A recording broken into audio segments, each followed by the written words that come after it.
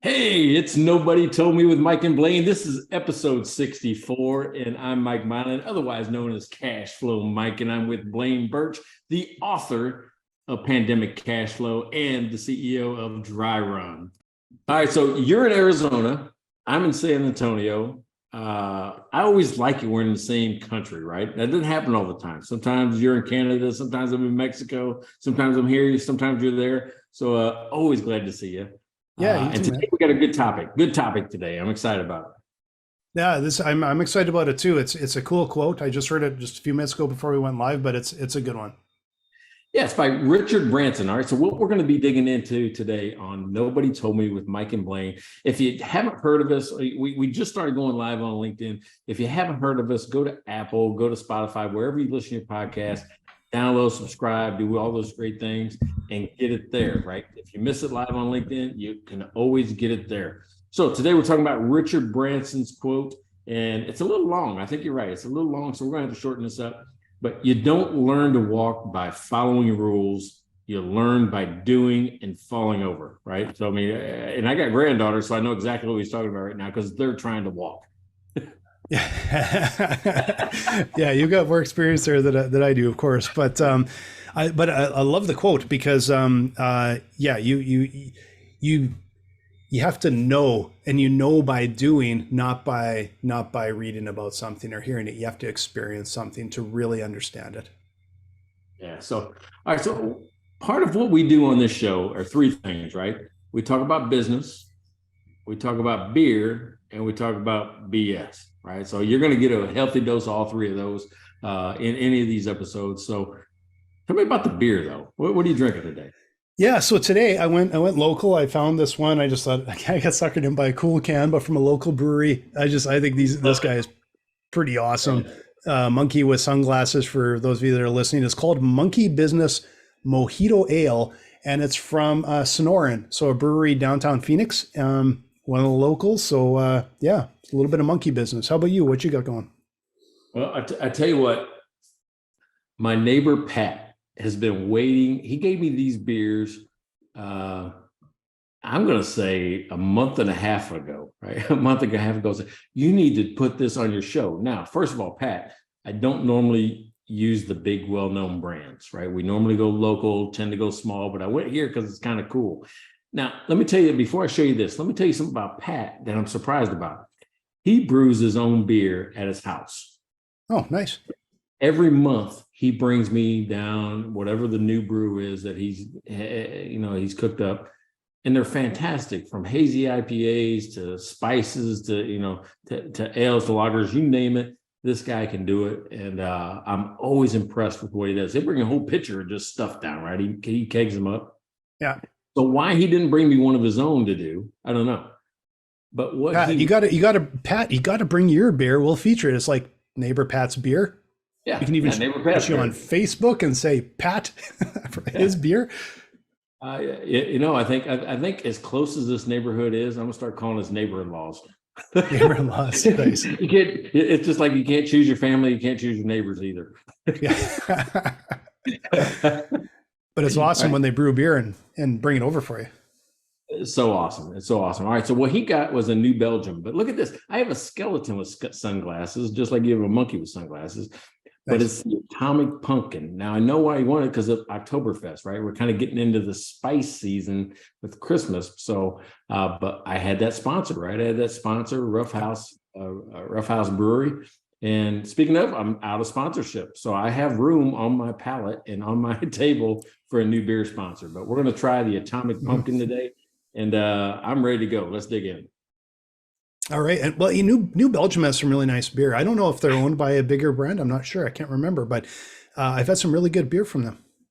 Well, they started off pretty small, but I mean, don't they? They have Fat Tire, right? Isn't that kind of their big one that everybody kind of knows? Fat Tire beers, isn't that New Belgium? Yeah. Oh boy, is it? I remember I remember their IPAs. They've got a series that's part of the series with the skeleton on the can. Yeah, I think maybe they do. Oh, the series is called Voodoo Ranger. Hmm. Voodoo Ranger. Yeah, exactly. I've had that before. Yeah, so they do have Fat Tire, but the series you're talking about is Voodoo Ranger. Voodoo Ranger. That's who that skeleton is. Yeah. Part of that whole series of beers. But yeah, New Belgium is they're actually I think out of Fort Collins, but they're also in Asheville now. So yeah, Nice. Decent size. They've been around since '91 out of Fort Collins. I think one of the real original craft breweries in the States. So that's they make some really good beer, and I am always a sucker for, kind of 80s skateboard culture, like skeleton on something. So You know how you can taste things on different parts of your mouth? This is right at the back of the tongue. It's all pumpkin. It sits right there in the back of your, almost right at the throat is where it hits you. Yeah. There's a spice. What is it? Nutmeg? I don't know. Probably nutmeg or allspice or something like that. That's something like it. Yeah, it sits right in the back. I mean, it hits hard right at the back of your throat. It really does. Nice. All right, so let's talk about you learn to walk by following the rules. You don't learn to walk by following the rules. You learn by doing. Now, when I do my seminars, I always kind of start out, right? The reason why I have PowerPoint, why I use exercise where you write and I'm talking, because everybody learns differently though, right? Mm-hmm. Some people can learn by just hearing it, right? Off of a podcast, off of just, a video on tape, whatever it is, books on tape. Some people have to see it. Like that's why you have the PowerPoint slides or the videos. Some people have to do it, right? Which means, you put your pen in your hand, you write on a piece of paper and you're like, oh, I get it. Cause now I can do the math better because I can do it. So I think they call it kinetic learning, right? It just kind of, goes, it goes up your pen somehow into your elbow, your shoulders, and connects in your brain. Yeah. All right, so what is that? And saying it, right? Some people, that's why a lot of times I'll have an exercise that says, okay, I'll label people A's and B's, right? You're an A, you're a B. And say A turn to B and explain what I just said. Some people learn by talking about it and repeating it. They go, oh, I get it now because I've had to say it. I become more comfortable. So in some ways, is he referring to this or am I off base? Because, he's talking about experience, but experience is the way you learn. Yeah, that's the feeling I get is you have to really do something more than just hear about it. Like you hear about something, of course there's value there. That's how you learn, but to have the actual knowledge, or I guess the phrase or whatever is to know or to understand are two different things. To truly understand something in depth, I think you have to experience and do it. But I think the other interesting, like the key part is the first part where it's really what it's saying is break the rules. You have to break the rules and try things to truly learn. And from sort of startup land or startup culture, I think that's very true. If you try and follow a prescription or like it's hard. You have to get your hands dirty. You have to try things out. You have to fail a lot. And so in a lot of ways, I think you have to break the rules to figure this out or break the structure, right? Well, I think that's how people are disrupted, right? They've taken the old mode of doing business and flipped it, saying we don't have to do it this way. We can do it some other way. Mm-hmm. It's interesting you got breaking the rules out of that quote, because I got learn by doing out of it, right? That's kind of the main emphasis by me. Like when it's the whole premise of our show, right? Yeah. I mean, nobody told me what we couldn't learn in business school, what we couldn't learn, in economics classes or whatever it is. You learn because your butt's in the seat and you have to do it. You have to make the decisions. You have to, come up with the plans and actually execute. So the learn by doing is what kind of, stuck out to me on that. So it's funny that you and I saw that a little differently. Well, I think that is the critical part of it is learn by doing. But, if the quote was just like, oh, you learn by doing. Okay. But I think the other side of it is staying in the lane too much. Like if you never step outside the lane, you're just following what someone else has done. Like you can learn from that, but you have to do it yourself. You have to figure out what works for you. There's no business runs identical to any other business. There's always differences. I think there probably is, even like I've never run a chain but I suspect a franchise might even be the same, is that you're in a different place with a different staff and different clients. there's going to be some differences, and you're going to have to learn. Like, what is it about your business and your situation? And do that from breaking the odd rule, probably. Eh? Yeah. So, all right. So my daughter, Brett, and I'm going right to the literal meaning of this quote right now, learn to walk. My daughter, Brett, has two beautiful granddaughters, of mine. And Addie is already 5 years old. She already knows how to walk. She's, putting around, she's running, she's riding bikes, she's doing all this type of stuff. But now Kinley is not quite a year old yet. But what she has, even though Addie, and I'm going to relate this to business, Addie has first mover advantage on walking in the house. Right. And anything she does, she's already walking. She's already got it down pat. She's already out there in the world doing her thing. But what Kinley has the opportunity to do, because it took Addie over a year to learn to walk, Kinley sees Addie walking all around the house, right? Going anywhere she wants to, doing whatever she wants to do. Kinley's still crawling, but watching Addie every single day walk. So even though she doesn't have first mover advantage, she walked sooner because she was sitting there watching, every single movement her sister did. And she goes, I can do that. If Addie can do it, I can do it. And I got video of her just standing up, and then walking, right? It's the craziest thing of how fast it happened, sooner than Addie did, even though Addie's been walking now for 5 years. Yeah. Yeah. It's you learn, of course, you want every shortcut you can, and you learn by watching, but you also can, when you shortcut things, a lot of times you are breaking the rules. Do you have to crawl before you walk? Maybe you just stand up and walk, right? Like, I think there's sort of that two sides, is you have to be flexible, you have to dive in. But the most important thing is you have to experience it, and you have to do it. Like in a startup, nothing happens without the work. Right. Like you can see every model and every structure and every system and every process and and you can just implement it, but it doesn't happen by accident. You have to do the work. You have to learn from your mistakes, and you have to grind through it, and you have to figure out, where can I find those advantages? Where can I find those shortcuts? How can I do this faster, easier, cheaper, less friction than my competitors? Well, yeah, but it doesn't matter how many times she saw Addie walk by. It doesn't matter that she sees it on videos all day long, or whatever her day's like. She still had to get up on 2 feet and go do it. Right? Yeah. You can't walk unless you walk. Yeah, and you still have to fall over, and you still have to trip and struggle until you figure it out. All right. So what was give me an experience that you've had where you lived this quote, which is, man, I seen other people do it, but until I did it, I didn't get it. Oh man, it's once a week in business, right? Especially in a startup. But like from the outside, before I started my first business, like I worked for other people for all of, I don't know, 2 or 3 years before I just said, no, I'm done and I'm off on my own. And I still remember thinking I know everything when I'm watching how they run the business. And then when you're out on your own, you learn really quick that, like, you observe some things, you can learn from that, but it's not the same as doing it yourself. And then you learn, okay, here's why, here's some of the hard parts, here's where there's hard decisions and gray areas and things that you didn't know because you couldn't see behind closed doors.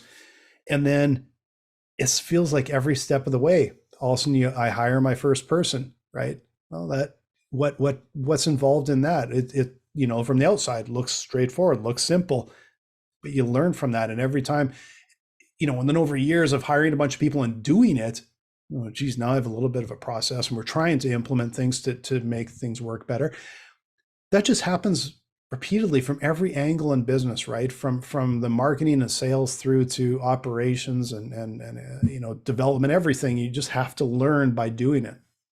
Yeah, well, and what's funny about that, all right, so, my first business was a janitorial company, right? Very first one.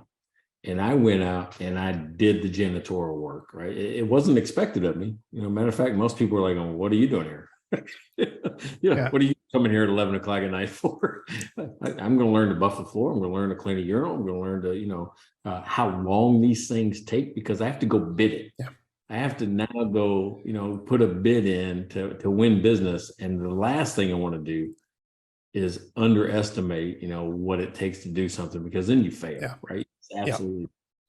So for six to 8 months, I was out there every night. Two different reasons. One was to learn what the person had to do and figure out, if I got excuses, were they real excuses, or were they, just to get me to go away?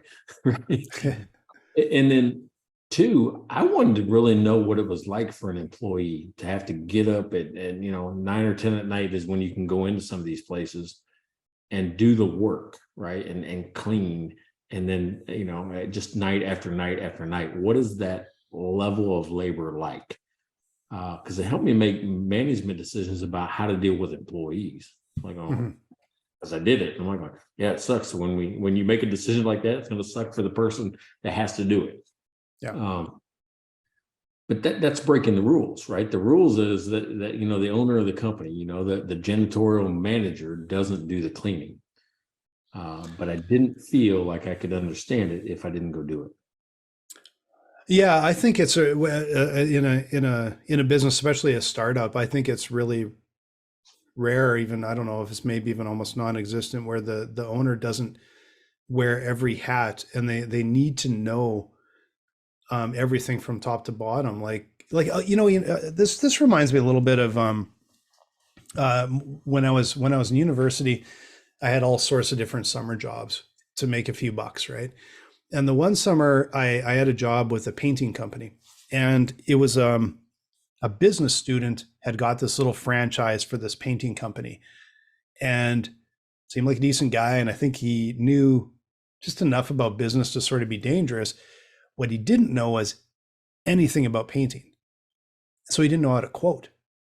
And we got paid by sort of a portion of the job. And so if he misquoted, we would just get killed on it. And I remember the one job was, it should have been simple. It was go paint some shutters on a house. Not a big job.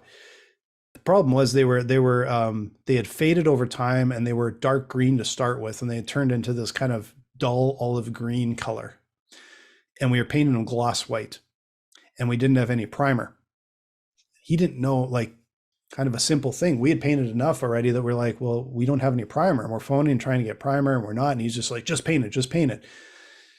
Well, then you do like 10 coats later, we were there all day, and it looked completely awful.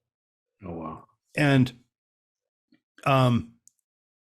so like we lost money on it. The client wasn't happy. He made no money. He wasn't happy. And we were just like, we're going to get killed on this, because this is about the third or fourth one where he misbid it because he didn't know it, but this was the worst one.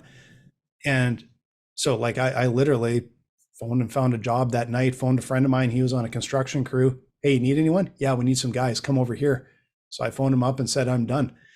And he tried to pull the lecture on me, and I told him, this is what's wrong. And I told him, like, he had to listen to me for a half an hour, tell him, this is what's wrong with your business, and you have no idea.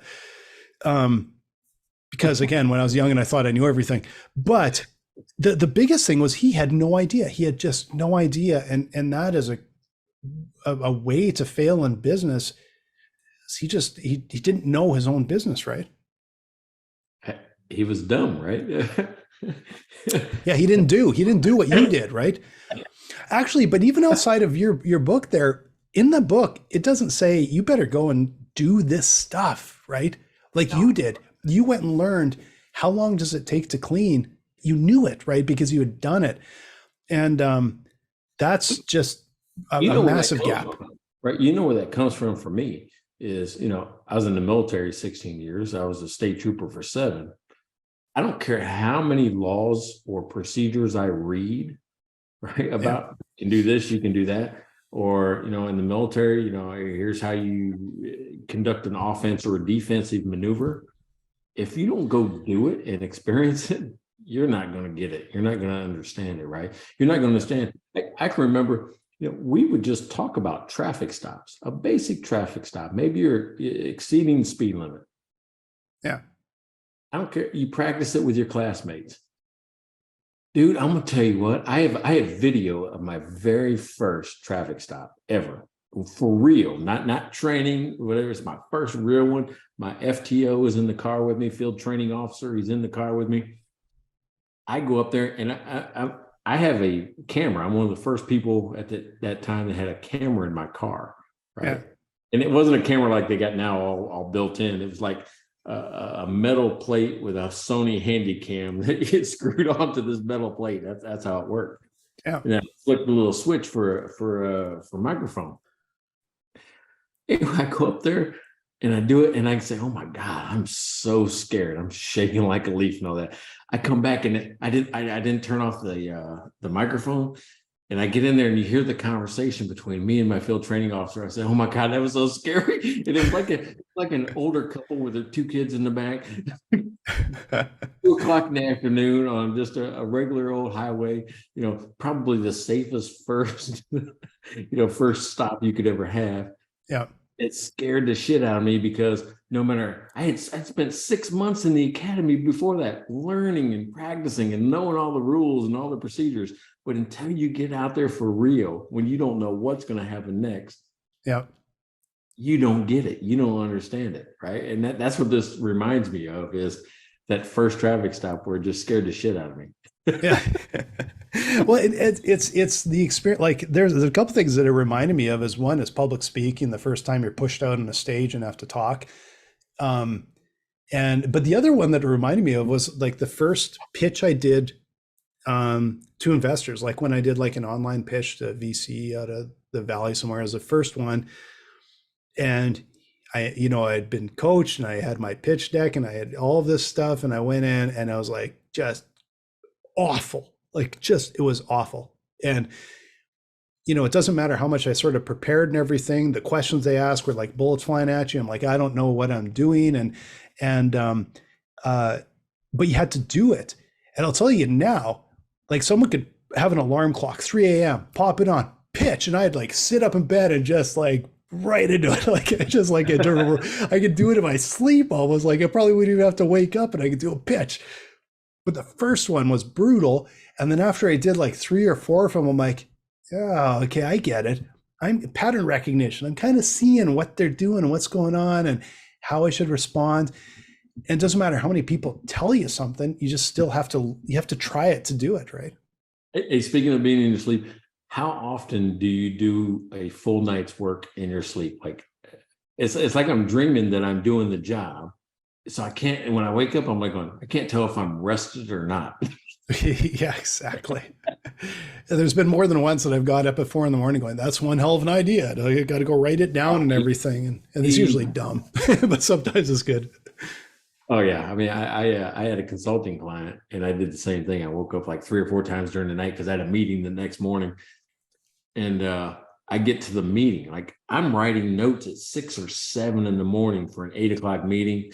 By 8:30, I can't decipher what the hell this is. It's like, I thought it was a good idea.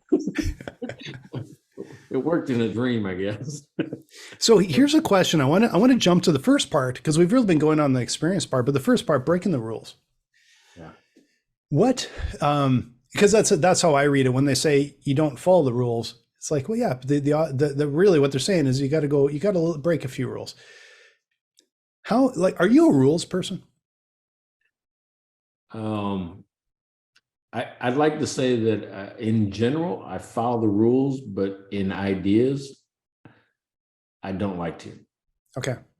Right? Does that make sense? I'm like going, I don't like to pretend there's rules there. I'm like going, what if? So, yeah.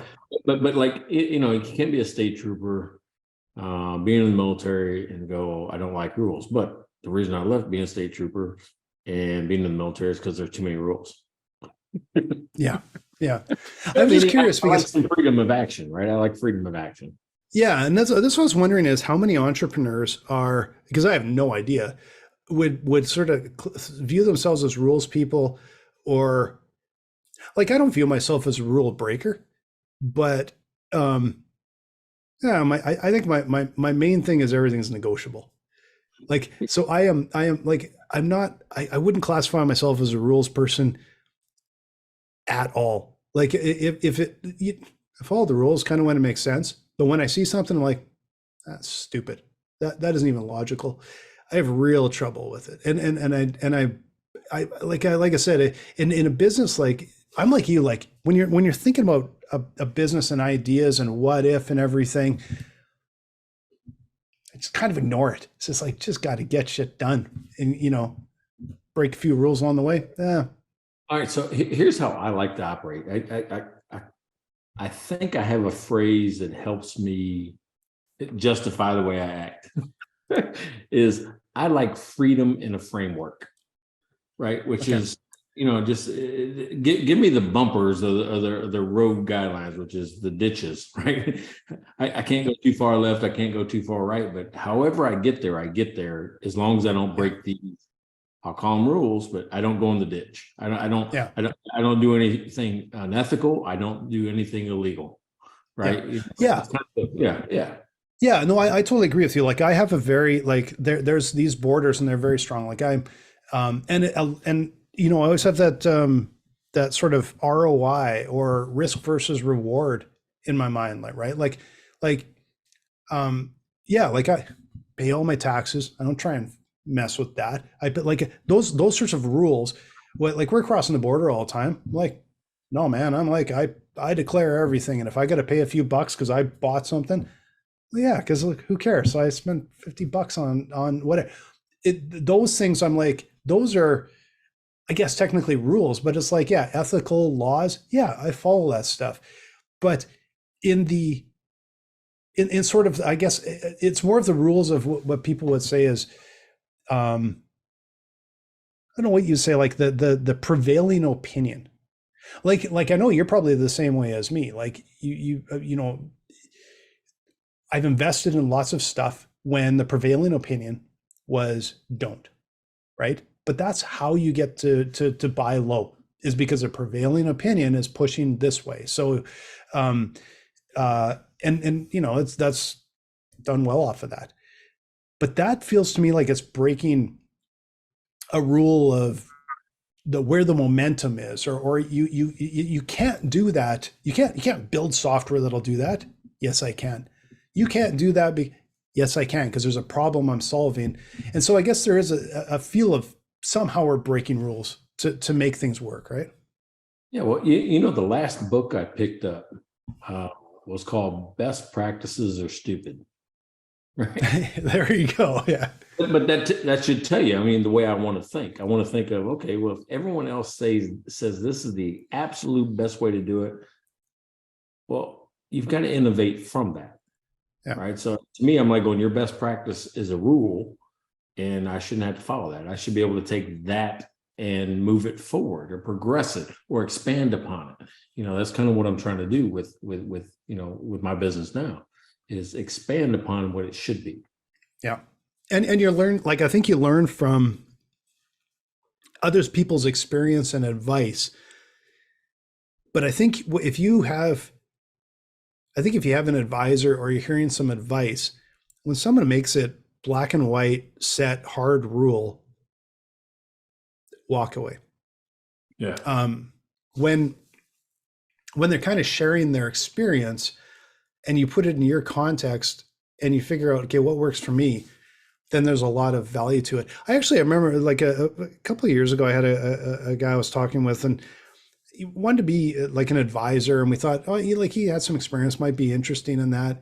And a few conversations with him, and then I figured out that it wasn't really advising. It wasn't a two-way conversation. It was a do this, not that, because that's what worked for me. And it was rules. And I looked and went, no, we're not on the same page at all. You're not helping us by being insightful. You're just like, this worked for me, and if you don't do it, you're stupid, because they've made a set of rules of what worked. And that was got really clear that no, this is not right. It's not a good fit. All right. So why do you think you don't like rules? Well, what is it about you? What is it about you that you're not a rule follower? Well, I like, it depends a lot on the context, but there's times where I think people set rules because they're in a position to set a rule doesn't mean that they actually can see the big picture or appreciate the context, right? And so sometimes rules are just they're there because someone was in a position to make it. It doesn't mean that it actually makes any sense, right? You're getting at something. I'm not sure what, but No, I'm not. I accidentally rolled over my toe. okay. Oh, okay. This is I try not to cry on screen. this is the perils of live podcasting. Man, I'm gonna laugh if you. Well, no, I won't. I won't laugh if you broke your toe, but it'll be. I might laugh a little bit, to be honest. I'm gonna have to start wearing shoes in the office.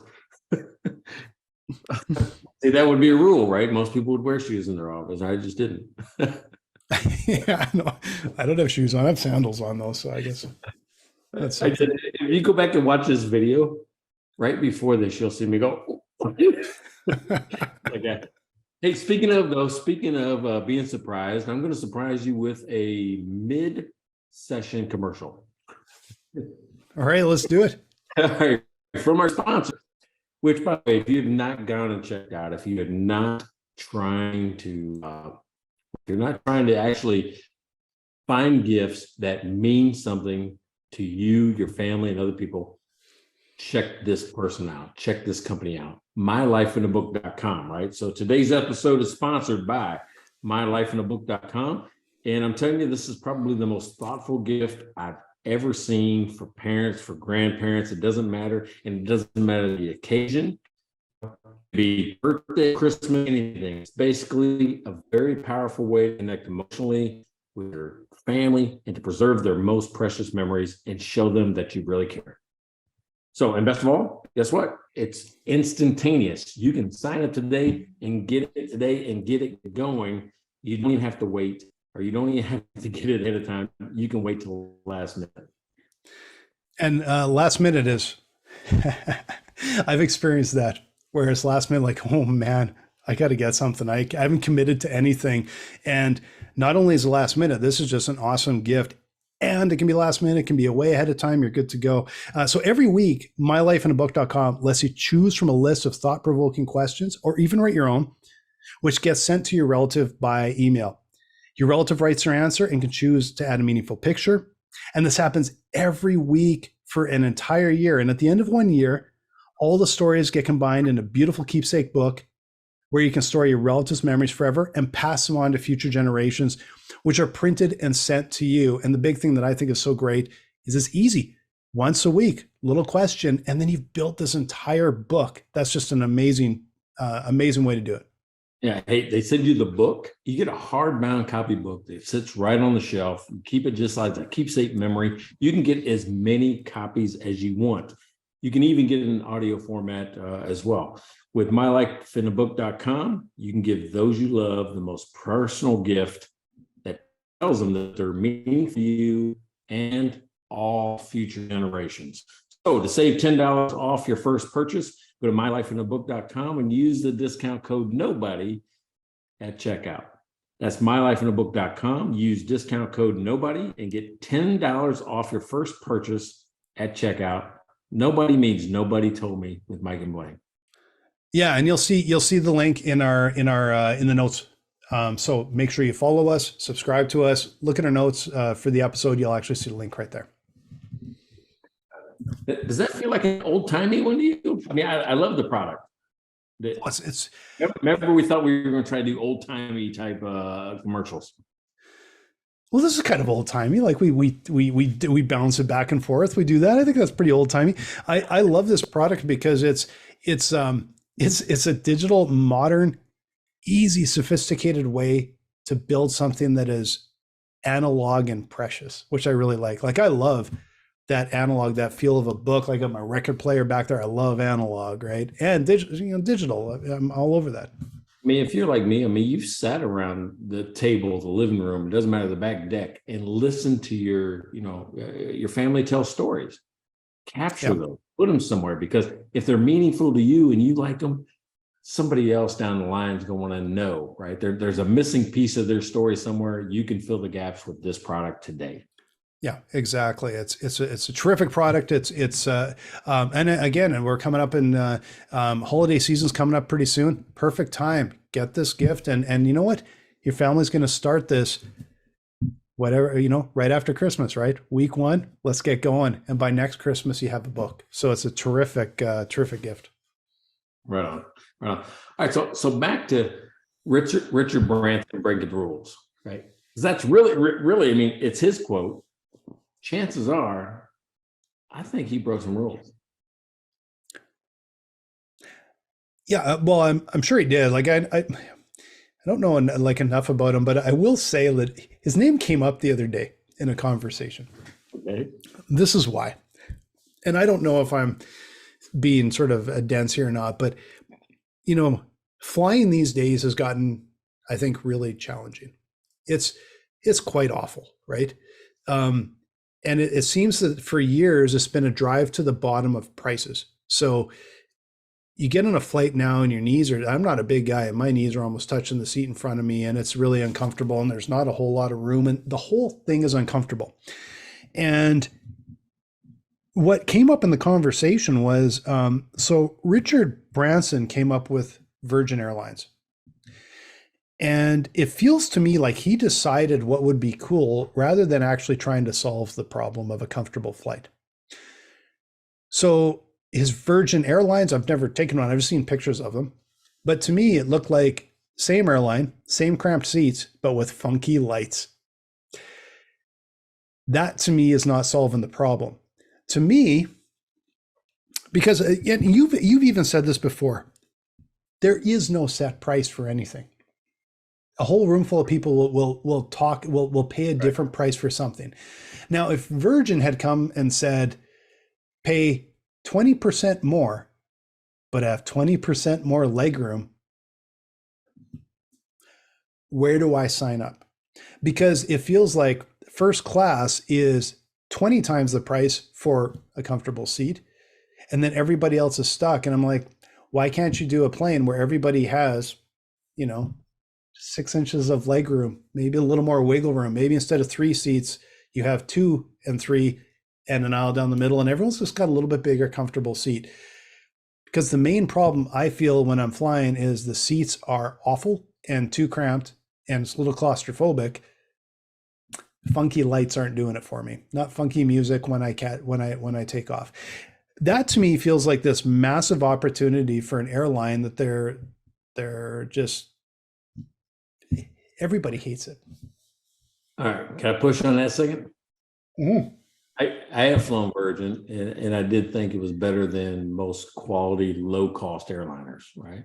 I mean, they got controls built into into the armrest. They got, the funky lighting. Yeah. I don't remember being cramped on it. But here's what you're forgetting now, right? Because you associate it with Richard Branson. Then the last 5 years, I'm going to say 5, maybe 6 years ago, Virgin was bought by Alaska Airlines. So they got wrapped into one of the bigger providers on that. So it's not even his anymore. Yeah, and I've never flown them, and I didn't even know they're still around, to be completely honest. I've barely flown in the last few years. And it went way past Virgin because I've never actually flown on Virgin, but that was my perception. But that's also a problem. That is also a problem if Virgin Airlines, if my perception is it's the same plane, different funky lights, and if they actually have more legroom and more and it's more comfortable, I needed to know that, right? Like that is what should be front and center. Come on Virgin Airlines, you're going to be comfortable. So maybe they're not getting their message across from something like that. And that's really, or do you know your customer, right? Are you breaking the rules of the airline industry? Or are you following along with everybody else? Well, I mean, the people that are breaking the rules of the airline industry generally fail, right? That's the weird thing about that airline. It's like you think of Spirit, Frontier, JetBlue, all these other smaller regional airlines that are trying to break into that game by doing something different. They don't do something different. They don't do something different though. Every single one of those broke into the, okay, correct me if I'm wrong, but every single one broke in, and they all said, We're going to do it cheaper. How do you compete with these massive businesses when your idea is we can do the same for cheaper? Who has actually started an airline and said, we're going to do better for more? That's true. That's true. I mean, because like even Southwest, and I got to tell you, I think they do it differently, right? They do airlines differently. I don't necessarily like it, but if I just need a ride somewhere, Southwest is pretty good. And it started out with just trying to solve one problem, which was they wanted to connect Dallas, San Antonio, and Houston. That's all they wanted to do, right? That golden triangle inside Texas. And now they're in Cabo and Hawaii and everywhere else. Yeah. For a cheaper price. They still have $59, flights, one-way flight. It's still $59. What they do differently is the speed of the turnaround of the airplane. So they're putting more flights in the air per day with fewer planes because it doesn't sit on the ground as long. It's like when you come off, they're loading like within minutes. Now, people coming off, they're reloading it with the next group. They don't limit you to a certain seat. They go, just find a seat. just find a seat. And it really is faster. I've done it both ways. I've had assigned seats and not. I don't like not because then you got to compete for, the front of the line to get a better seat. But it's faster, so I don't sit on the plane as long. Well, and I think that works when it's a regional flight. Cheap, fast, easy. If I'm flying, I'm on the flight for an hour and a half, 2 hours. Yeah, whatever. You get to 4 hours, 6 hours, 8 hours. I just want to be comfortable. And so, and the level doesn't come up very far from there. And when you look at, like, all you have to do, you've said it before, you look at bikes, look at cars, look at houses, people will spend wildly different amounts. And what you have now is you have everybody in, like basically economy with little itty bitty differences.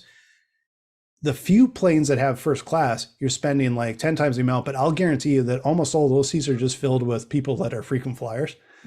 Or you have a private jet. There is nothing in between. There's nothing where it's like, this is just nice and comfortable and it costs you an extra 30% or 50% more, but it is so comfortable on that 8-hour flight you have to take. Yeah, you're probably right. I mean, nothing in between. Is that right? I can't think of a thing in between. This actually different, right? You can have a charter jet subscription where you don't have to buy the jet. Oh yeah, but that's really literally at almost private jet prices. I'm not even talking like I said, 50% more, double the price. But first class is a big step up. And I even the big jumbos, like when you've done like I've done the 15-hour flight and stuff, they're a little better, but not a whole lot, to be honest. Right. So Richard Branson is one of those guys, one of 3 guys that just take you up. What's it called? Space tourism. What is it? $150,000 to $250,000 to go up for 6 minutes, come back for 6 minutes, to experience weightlessness for 35 seconds or whatever that is, a minute and a half. That's crazy. That's amazing. That's where I say price doesn't matter. People go, hell yeah, I want to do that. Not many people have done that. Price doesn't matter. People will pay it. If they said it was $1 million, it'd be people pay $1 million to go do it. And sometimes I will say it's a sucker will be willing to pay it. And the reason I say that is because I've been hearing on this radio commercial on the station I listen to every morning. This is a sports station, and I get a kick out of the guys. I think they're funny. But there's a diamond shop, like one that sells like wedding bands and things like that, or wedding rings. And they're talking about these diamonds. So the first part that's really funny is what they've done is they've said these factory built diamonds, like industrial built diamonds. They've built a story around it. And they make it sound amazing how they call it an artisan designed diamond. Yeah.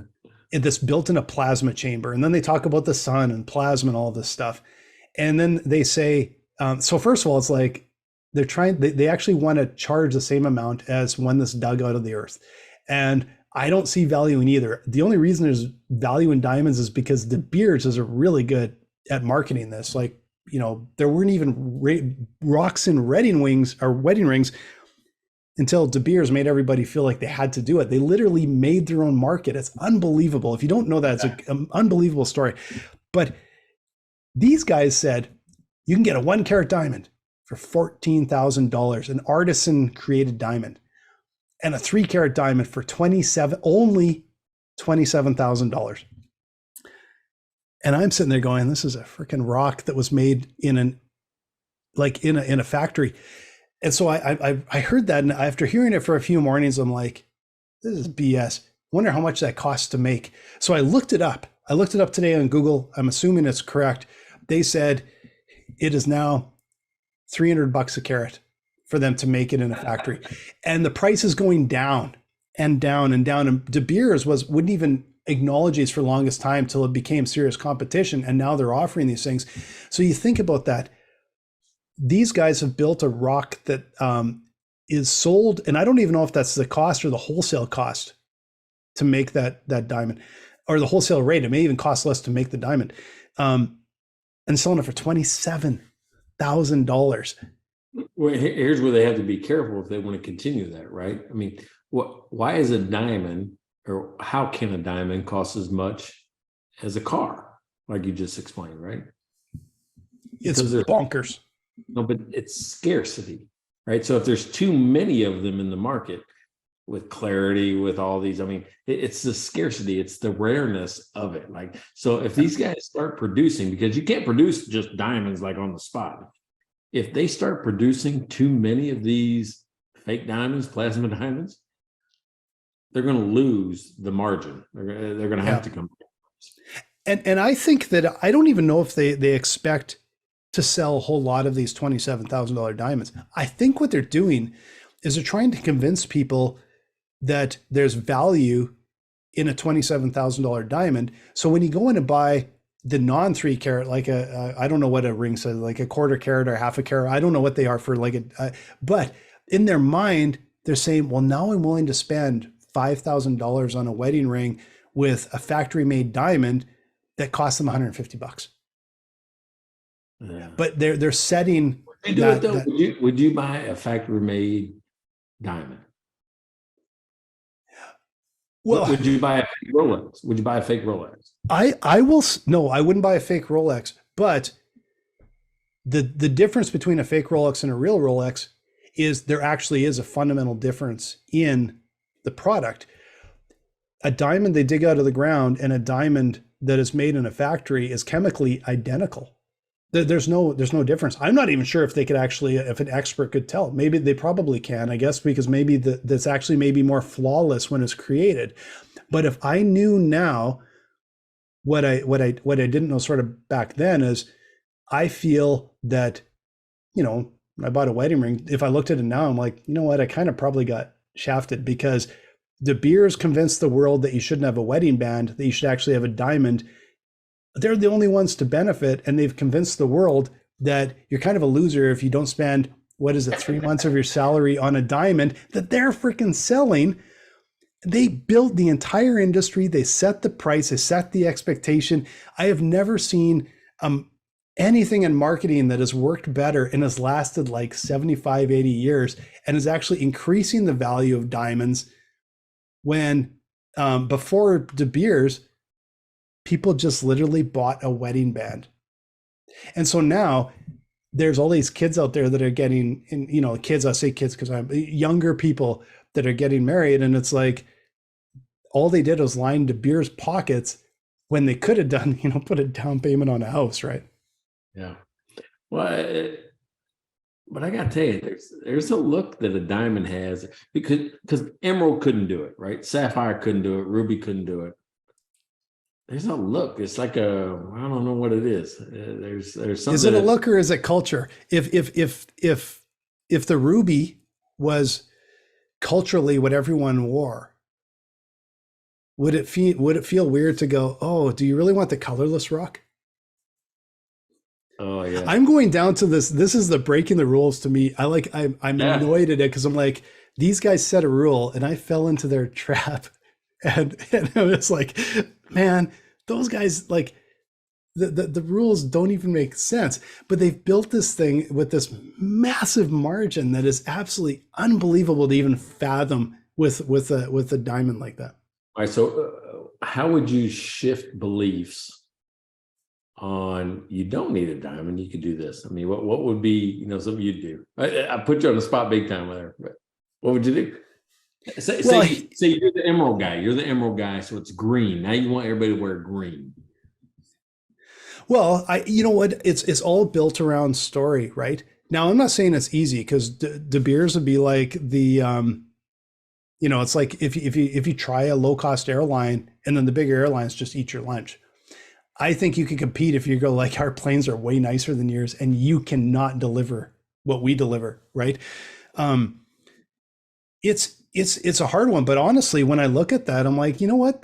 Maybe there is a market out there. Maybe someone has built a business out there by attacking the idea that the diamond is not in our culture. It's in our culture because a business managed to create the culture.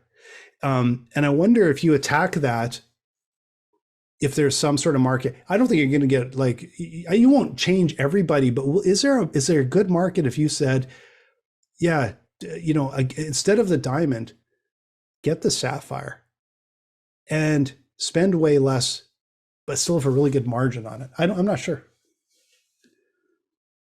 Yeah, what's funny is that there have been attacks on De Beers and that whole thing, right? I mean, there was even a movie called Blood Money.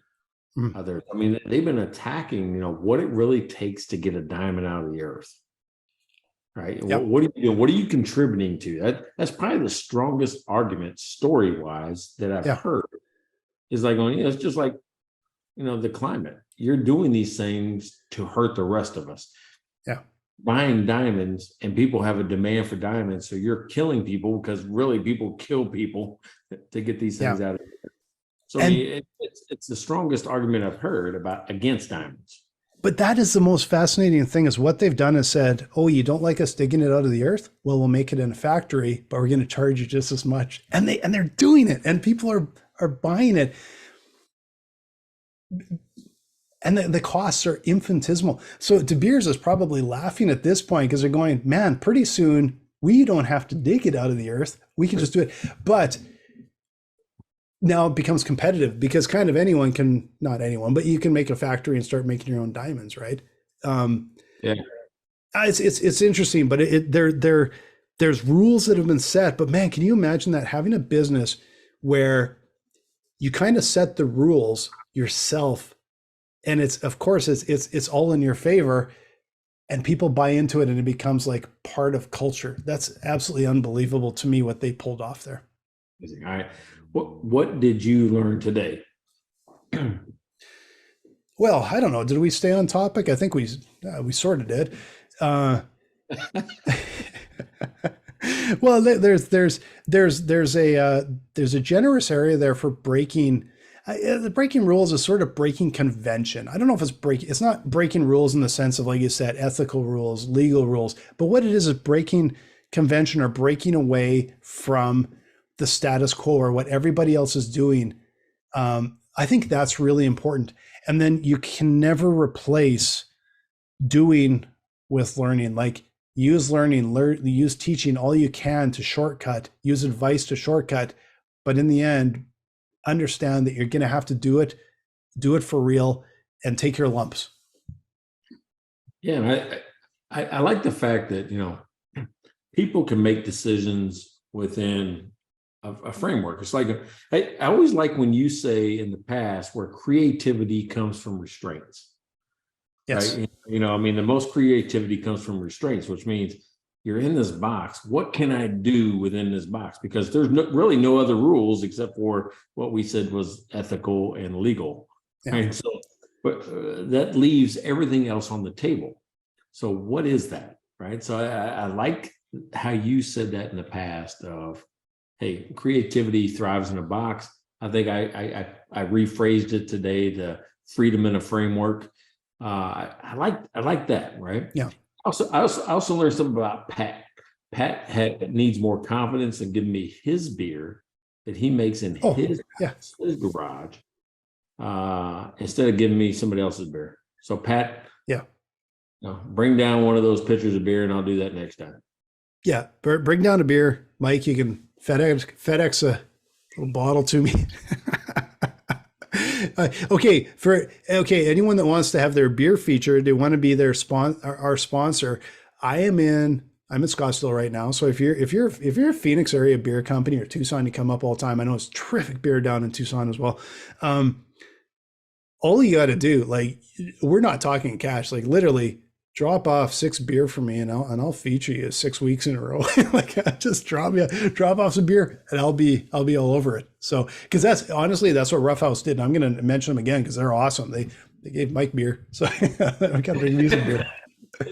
Hey, and if you haven't already, subscribe, download our stuff, go to mikeandblaine.com, buy merch, buy us beer. And of course, listen to us. We always want listeners. And if you have an idea, if you don't think our topics are good enough, let me know. All right. Let me know. Put it in the comments. We will do an episode on what you think we should be talking about next. So yeah, Blaine, what do you think about that? Absolutely. Put some quotes down there. We've really been doing, I actually really have enjoyed following some of these really famous quotes and looking in depth on them, on some insight from our experience. We would love to hear some more business quotes. We got a whole book of them. So like a whole pile of them. So we're not going to run out, but we would love for you to send some quotes. And if it's a quote that, and like, honestly, I'll also tell you, if it's a good quote, we'll do it. And if it looks like a dumb quote, we won't.